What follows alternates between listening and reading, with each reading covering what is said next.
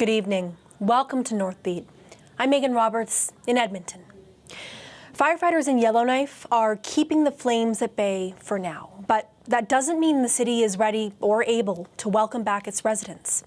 While the evacuation order is still in place, Yellowknife is preparing to bring back some essential workers. Juanita Taylor has the latest. Evacuees from Yellowknife have been staying in hotels across the prairies, including Calgary and Edmonton. What do you want to do later? Caitlin Murdoch, her husband and 2 young children are in a hotel in Alberta's capital. She's gotten used to organizing her tight space, but as an essential worker, she knows the call to return home will be coming soon. I'm assuming I'm going to get a phone call or an email when I'm told that I need to go back, but is it tomorrow or is it in 4 or 5 days from now? It makes a difference for me for planning. Yellowknife's mayor says she still doesn't have a firm date on when everybody will be able to re-enter.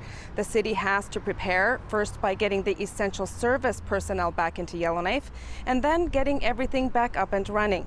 The distance making it a challenge. It's days, but it's not 1 or 2 days. You know, we need to get people to drive back, and then we need to get the services up, and then we'll be able to welcome people back. Another issue is there are still fires burning near the highways that people will need to take to return, including the blaze that continues to threaten the town of Hay River. For now, the mayor is hoping residents will sit tight and begin getting ready for the journey home. Juanita Taylor, CBC News, Edmonton. We just heard from Yellowknife Mayor Rebecca Alty there talking about the eventual return to the city. She says the first step is to get essential services back up and running. The mayor joins us now from Yellowknife. So I think there was some surprise today to hear that you've already started calling back essential services. When we were listening in to yesterday's news conference, it wasn't entirely clear. The message we got yesterday from the city manager seemed to be that you were, in her words, getting ready for stage 3 of the re-entry plans. So that's the return of essential workers, as you know. This morning you said those workers have already been getting called back in and could be on their way now. So why is the confusion over this one point? And can you just clarify what work the city is currently doing? For sure. So for the re-entry plan, there's a number of partners. You know, the city needs to have our essential services back, like water, sewer, waste. So we began our calls yesterday. Then there's the essential services that the GNWT will need to get up, like the hospital. And so the hospital will be working with their employees. It wouldn't be the city calling them. It would be the employer. And then there's the essential businesses, like the grocery stores. And so the city reached out to the store managers yesterday and today, and then they provide us the list of employees that they're looking to bring back. And those employers would then be working with their employees on when would be the soonest that they could come back. And we sort out, if they need flights or if they'll be driving. So it's not the city that would be calling people, it would be their employer. So today, really can't wait to have a firm date on what we call phase 5, which is telling everybody they can come back, because we need to first work with our partners, the GNWT, as well as the essential businesses to get their time frame.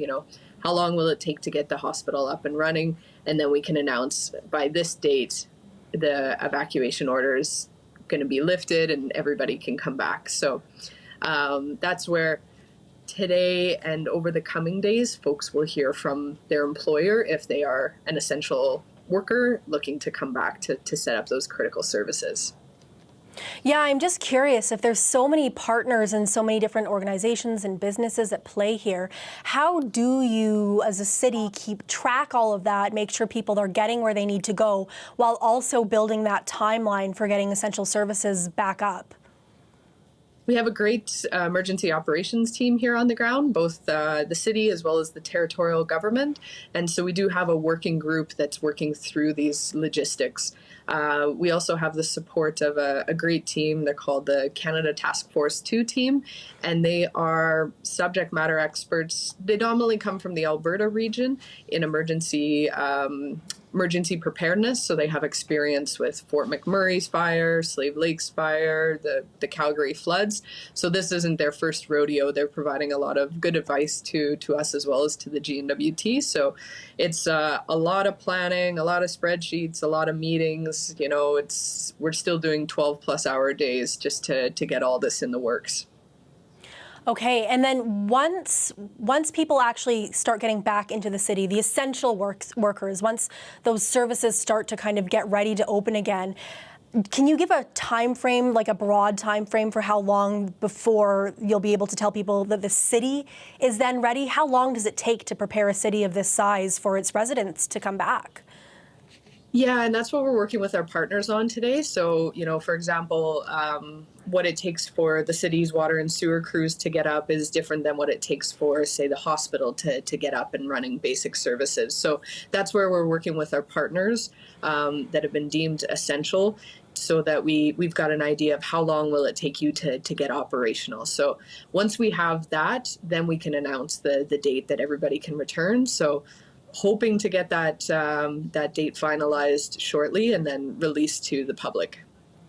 Shortly is in a couple of days. Yeah. If you could you define a couple of days? Shortly, yeah. Hoping for the next day or two to have that date announced. Okay, that's really great news. There's one other thing I wanted to talk about tonight, and that's the definition of what safe looks like in terms of the fire for this return.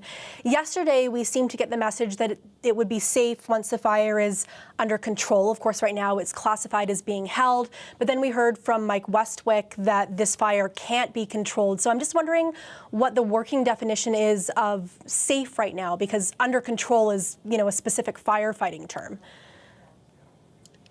Yeah, exactly. So there's three definitions they have, which is out of control, being held, and under control.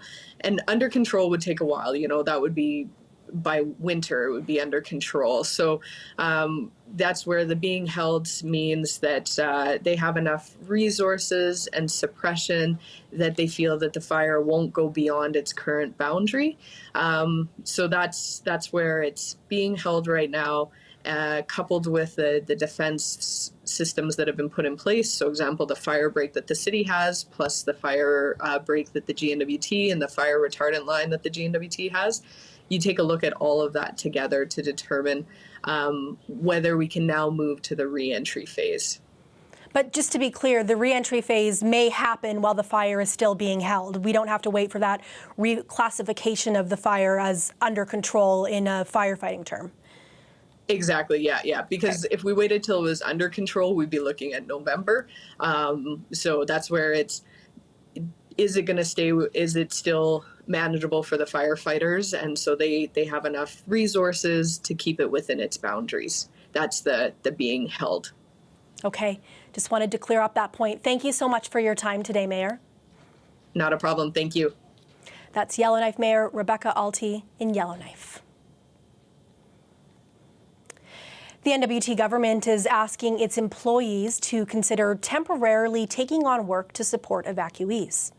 Caroline Wozniak made the appeal to non-essential workers on Facebook. People could be asked to help elders, getting them meals, taking them to appointments, or they could help people find information and assistance through email or phone. GNWT employees who are interested are supposed to speak with their supervisor first and then apply online. Now, the MLA making that appeal is also the territory's finance minister.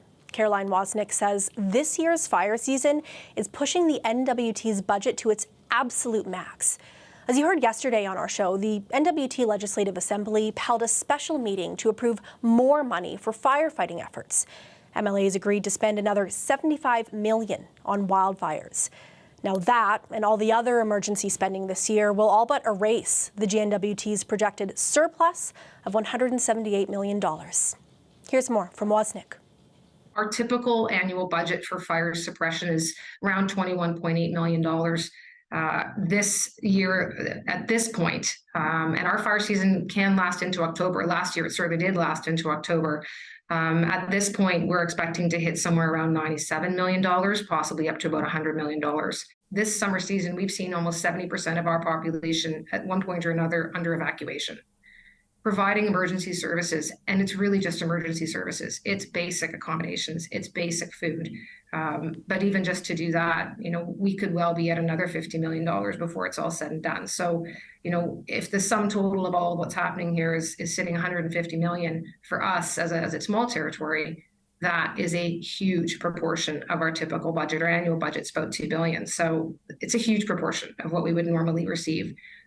We are going to need an advance on the disaster and financial assistance funding from the federal government. Otherwise, we're carrying it and we're paying the interest on our debt to carry it.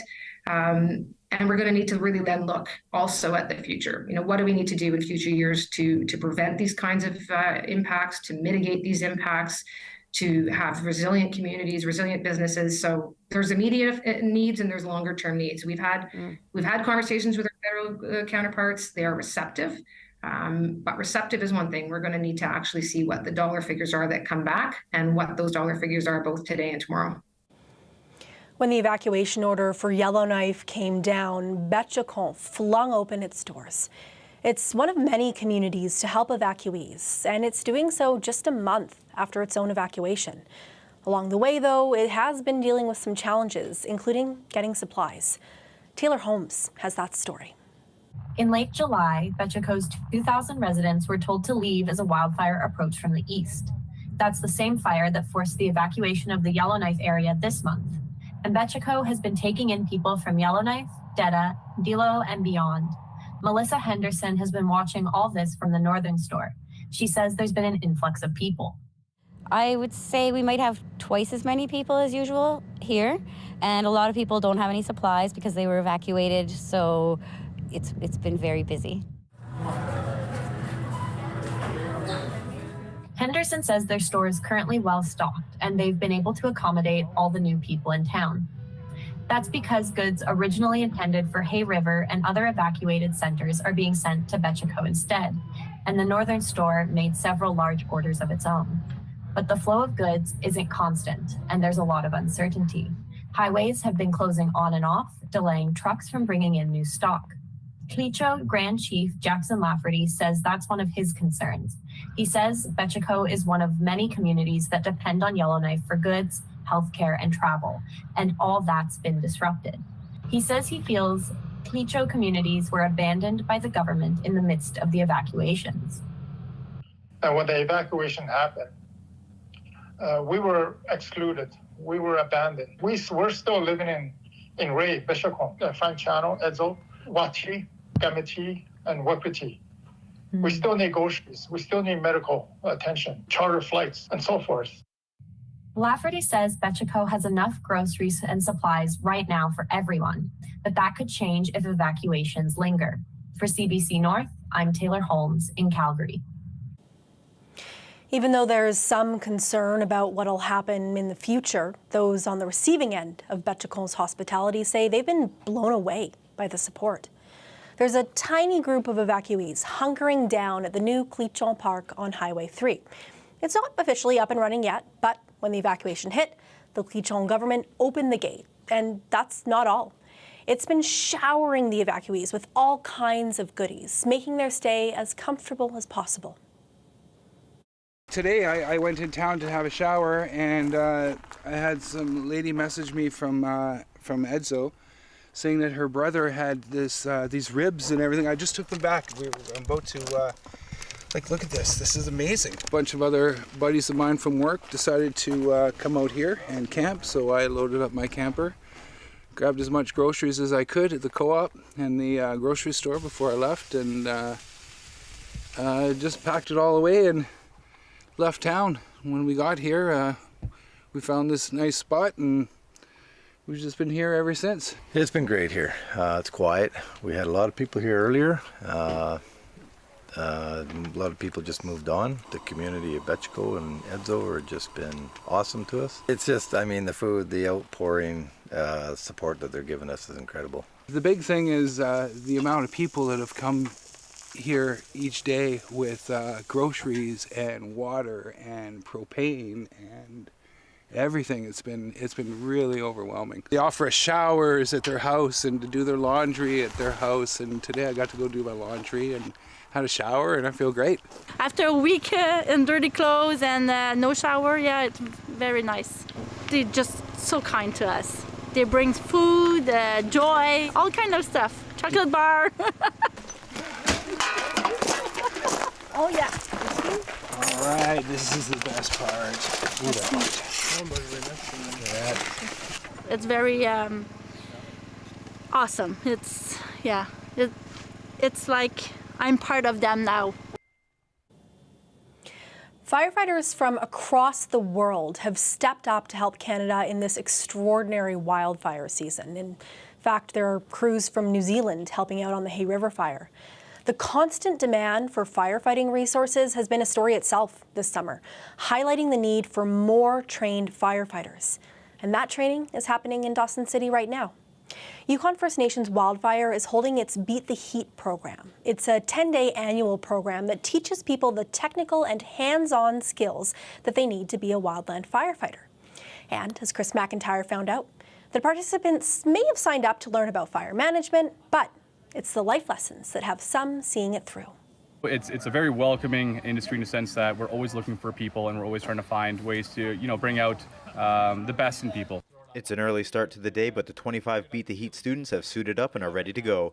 So far, the group has split their time between the classroom and out in the field, learning about hand tools and fire behavior fundamentals. Today, the group is learning about water pumps, how to set them up, how to prime them, and finally, how to use them. Hyder Boss Jabbar is the Director of Training Preparedness with Yukon First Nation Wildfire. He says today is about pumps, but there's a more important lesson being taught. Fires are becoming more prominent inside populated areas. We're seeing them impact more and more of the Canadian population. We're seeing displacement across the board. So just having this training, even if people aren't going to go fight fires, but just get this as an awareness piece, so that way they know what to do in the event of a wildfire. They know just some general knowledge that they can pass on other people. I think that in general creates a more fire intelligent population. That's exactly why Johnny Cooey wanted to join the program. From Northwest Territories, Cooey said he now knows firsthand the impact wildfire can have on communities. His community didn't have to evacuate, but he says when he returns home, he wants to take a more active role in protecting his community from wildfires. I'm hoping to be out in the field next year and working with the wildfires and putting everything that I've learned from them out in the field and doing what I've been taught here. Des Disick is originally from Saskatchewan and moved to the Yukon in May. She says she has a background in firefighting from the city and this training is a good refresh for her. But she did this for a bigger reason. I love a challenge and I want to do it to inspire Indigenous youth, so that's my motivating factor. And also I want to prove that women can do anything. The program runs until Sunday. By the end, it doesn't matter their age, their gender, their race, or experience.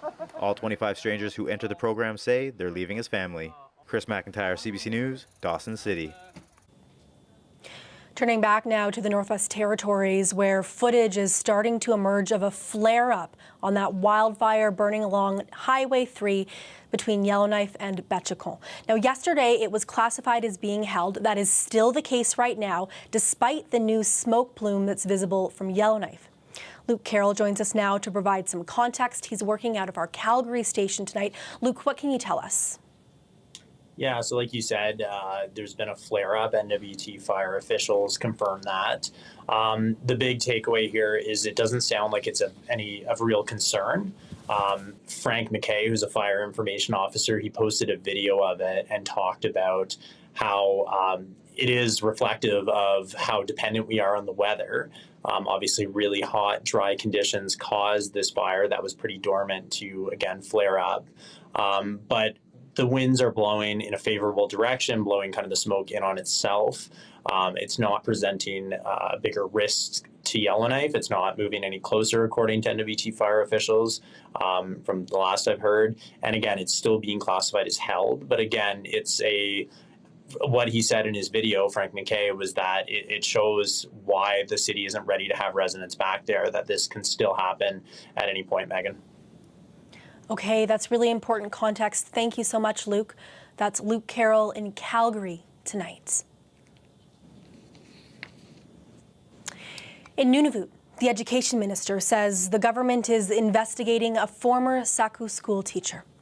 The school is currently dealing with a principal that was suspended without explanation and allegations that a teacher was abusive towards students. The CBC's Emily Hawes has that story.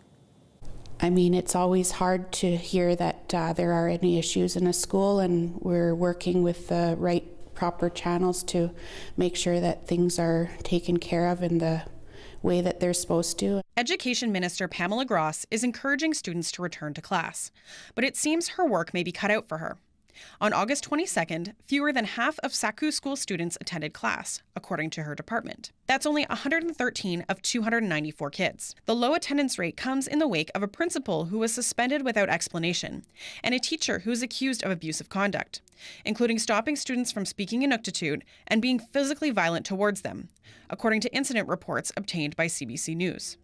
While Gross couldn't go into details, citing privacy legislation and GN codes of conduct, she said the Human Resources Department is looking into allegations against that teacher. She added she will not personally see any report created. But yes, the department is working with employee relations, and they're the ones that spearhead any type of investigation. That process goes through the Department of Human Resources, so it's at arm's length from any matters with the Department of Education. It goes through employee relations, and it's not something that I am made aware of. Nunavut Teachers Association President Justin Matchett said his union is supporting the principal, and therefore he couldn't comment on the specifics. But he did say the teacher in question is no longer in Coral Harbour. From our perspective, the school is very safe. The schools should be fine for anybody to go because the people who the allegations were against is not there anymore. CBC News asked the HR department about the investigative process, including when any reports would be completed and if they'd be made public. It said in a statement it couldn't comment due to an ongoing investigation. Emily Hawes, CBC News, Iqaluit. CBC News also tried to contact the teacher, but they didn't respond by deadline. After a long absence, there will soon once again be a veterinarian clinic in Iqaluit. The Iqaluit Humane Society will open on September 4th. The clinic received a grant to purchase the previous vet clinic nearly a year ago. It took possession of the building last December and started renovating in April. It hopes to open as an animal shelter as well as the vet clinic. The Humane Society says Iqaluit has a high pet surrender rate, and it always needs homes for animal foster care. It says this dual shelter clinic will help fix that problem. We want to keep seeing things grow and meet the demand. Lots of people have been asking for these services. I know they really need them, and we're trying to provide them. And if people can open their homes to the dogs that don't have one right now, that would be great. The clinic will also provide boarding services, pet supplies, grooming, and surgeries. Vets will work on rotation, and Kennedy hopes the vets can also travel to Qinghai to help spay and neuter pets. We're learning more details today about potential unmarked graves at a former residential school in Saskatchewan. English River First Nation says it has found 93 of them, most believed to be children and at least 14 infants. They made the discovery using ground-penetrating radar at the former Beauval Indian residential school. The discovery of the graves earlier this month was just the first step in what will continue to be a long and difficult journey. There have been 93 potential finds, but we know that's not a final number. We must continue to search these sites for more of our loved ones. Chief Wolverine is calling on all governments to provide resources and support. That includes permanent funding for Indigenous healing centers. Support is available for anyone affected by residential schools. You can call the 24-hour National Crisis Line for access to emotional and crisis referral services. That number is on your screen. It's 1-866-925-4419. A lot happens overnight. Hey, good morning, Heather. Hey, good morning. How are you today. We're ready to go when you need to know. Good morning. I'm Heather Hiscox. We begin with breaking news, what we're learning from. Like you see from behind us here, how big the fire is. Your connection goes back decades. You're giving me the hard questions. Yep. The heroes and the helpers. That is what we're here for. I found Canadians. I'm Heather Hiscox. Start your day with us on CBC Morning Live. CBC Marketplace has a new podcast. Hi, I'm David Common. And I'm Asha Tomlinson. Let us help you avoid clever scams, unsafe products, and sketchy services. Claiming that you can cure cancer. Our TV show has been Canada's top investigative consumer watchdog for more than 50 years, but this is our first podcast. We're watching out for your safety and money. Many people allege that you've ripped them off. We've got your back. Available now on CBC Listen or wherever you get your podcast. We could get to bed a little bit early. I could use sleep. Kids will take and take and take. What you waiting for? This doesn't sound like my thing at all. Together, forever. Yeah. Trevor. Impactful stories that are close to all Canadians. Explore the connections. New ideas with a twist. This Week in Canada on CBC News Explore. Available free.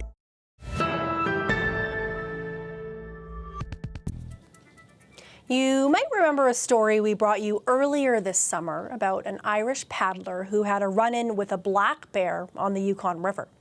He tried to pepper spray the bear, but he ended up spraying himself and passing out. He is safe. Dermot Higgins rushed on with his 3,000-kilometer canoe trip. It is now over, and we have a bit more of what he told us about the other adventures he had along the way. You know, I had a capsized moment at the river when I thought it was all over, really. You know, the wind is a big enemy, big waves. The river is 3 miles wide in some places. I paddle naked. I don't know if you've picked that up. And so I was out in the middle of the river, and I got stuck in a squally storm and ended up in the water, and I really did think it was all over. In Ireland, we'd say it was a hairy moment when, when I thought I wasn't going to make it. But I was able to drag the boat half full of water. Took me nearly an hour to get back to the shore. I also holed my boat. You know, I got a hole towards the very end, and I didn't have anything to repair it with, the compound was. So I actually just plugged it up with chewing gum, stuffed it into the hole, and that got me across the finish line. A hairy situation getting across that finish line, but glad you made it. Here's a look at the forecast across the north.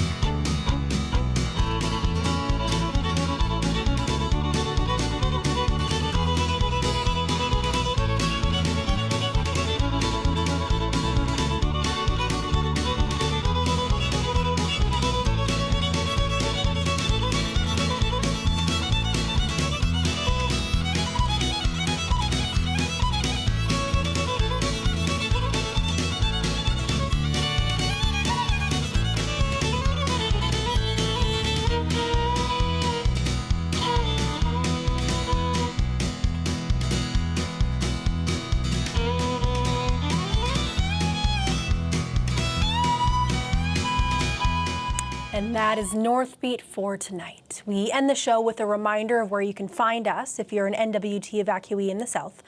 Northbeat can be streamed on our website, cbc.ca/north. It's also live at 6 p.m. Mountain Time on CBC Gem. Our NWT radio shows, including our language broadcasts, are all on the CBC Listen app. Thank you for watching. I'm Megan Roberts. Have a good night.